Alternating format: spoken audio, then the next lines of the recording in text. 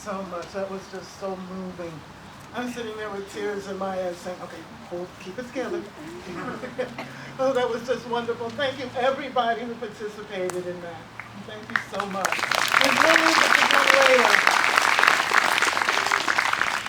okay, now I'd like to introduce to you our village president and mayor of our sister town, Sheena Connell. Since I'm a resident of Maplewood, I haven't been seeing that much of what they're saying over there, but I know Sheena, and I know she's been working just as hard as Frankly Behe. So, thank you, and we should have a round of applause for Sheena as well. And I want to make one more announcement. We have them to thank, and also our various township committees for the Black Lives Matter, what do you call it? Signs written on the street. Street murals in Maplewood and South Orange. Yay!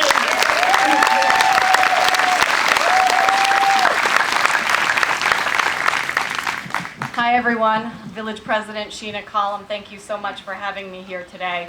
I brought Frank up with me, Mayor Frank, just to share the perspective of somebody who is not black and the role that we as allies have to play in this fight against police brutality and injustice. The call that came in for Elijah, it said, "I see a suspicious person, he's wearing a mask. He might be good, he might be bad, I don't know." That is what kicked off this series of events that led to, within 20 minutes, a young man being transported and 3 days being brain dead. I will say it. That call would have never been made for somebody who looks like me, but it will be made for somebody who looks like him. We see that in these two communities all the time, so let's recognize our white privilege right now of me and my skin is inherently different from my counterpart in Maplewood and the impacts of policing on him versus me.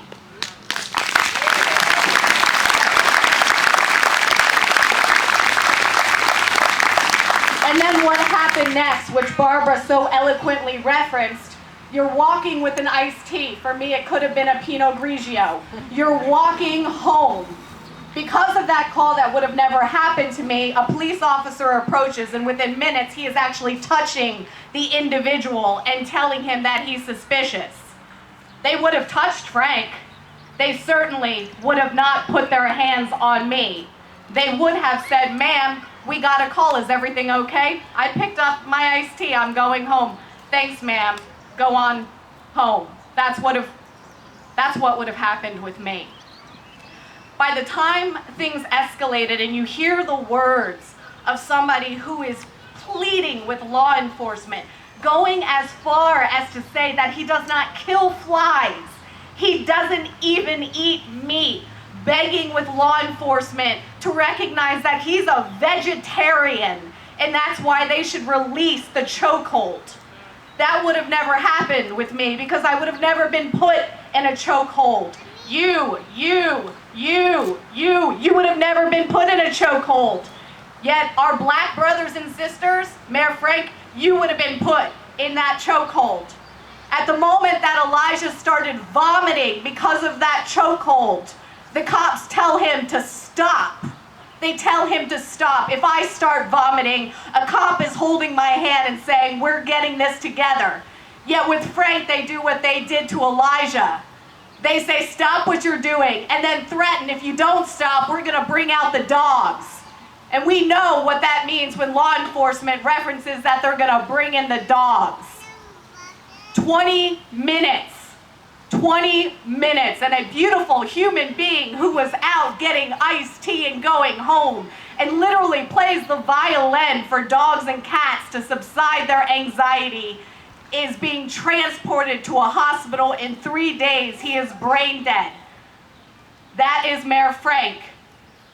Those are our communities who are community members who are black and brown, but they're not me, and they're not many of you who are standing in solidarity today. My call to action is not for people who are black to step up.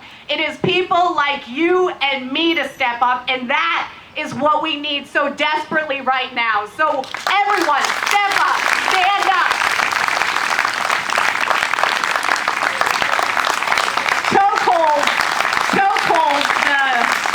The chokehold that was used on Elijah, that is only now in New Jersey illegal after what we saw in New York City, after we saw law enforcement use a hold literally pressed against your lungs to stop blood flowing to your head. It makes you go in and out of consciousness. We've seen people of color die because of this chokehold, and yet in New Jersey alone, it took until this past June, literally in the past 30 days, to tell law enforcement you're not able to restrict blood flowing to somebody's brain. And that wasn't because lawmakers were enlightened. It was because each and every one of you are demanding for change, right?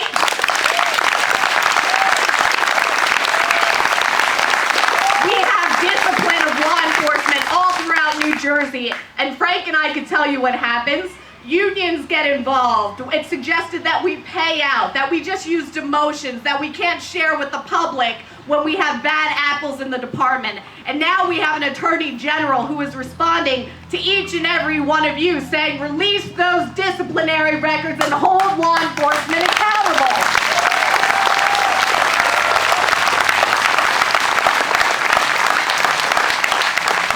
I want you to take away as we advocate for change the intricacies of what happened in South Orange and Maplewood and communities around us. And just remember this: when a teacher is applying for a job, 4 years on the job before a school district decides whether or not that they are going to receive tenure, the due diligence to make sure we are putting the right individuals in front of our youth, in front of our children, and making them better and more prosperous individuals. Heck, at the municipal level, we have 3 years to decide whether we tenure our municipal clerk, the individuals responsible for permitting, for doing marriage licenses, for doing minutes, and for voting. 3 years. For law enforcement, for an officer that we are putting a lethal weapon in their hand and saying that you have the legal ability to take the life of somebody else. 1 year of probationary time before that officer is with us for life. Think of these things as you advocate for change. What type of force is necessary? What type of rights do you have as a law enforcement or demands to hold your brothers and sisters in blue accountable for their actions? And how are we assessing whether or not the particular officer is right for the values of South Orange and Maplewood? Thank you for giving me this podium. Thank you to Mayor Frank.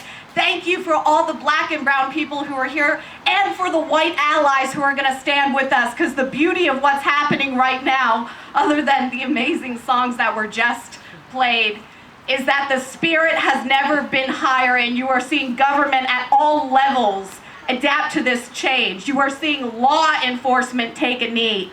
This is a different time. It must be different. We cannot go back. Keep up the passion, the energy, the excitement, demand